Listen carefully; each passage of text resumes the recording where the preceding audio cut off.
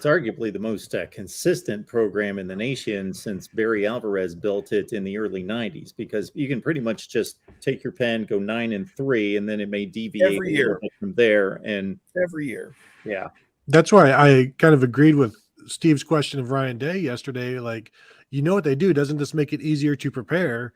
And Day didn't really want to go there and say, yeah, well, of course, these guys are easy to prepare for because they do what they do. They do it well, and you have to deal with it. And they do it differently than a lot of other teams. And 3-4 defense and all of that.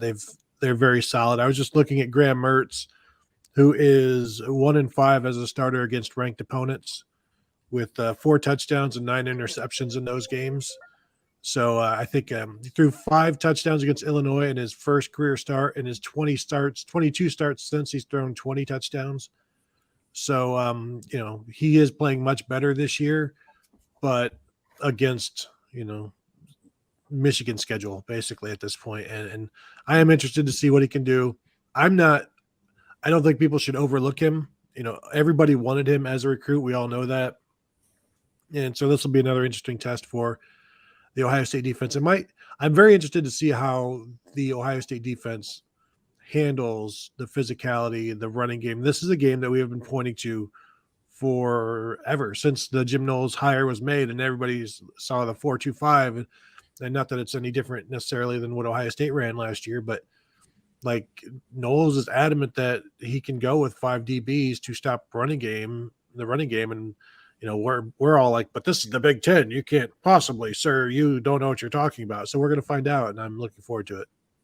Yeah, I mean, the part of the problem with Mertz is that Ohio State only really liked a couple of quarterbacks nationally that year, and Mertz was one of them.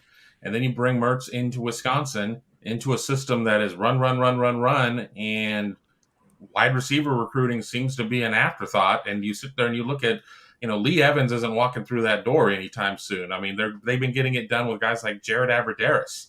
And you look at the receivers that they have now, and I'm sure they were highly thought of high schoolers, but Mertz has not been surrounded by a ton of blue chippers, in my opinion. So that's always going to be an issue. But has Mertz had a case of the yips throughout his career? And I would say, yeah.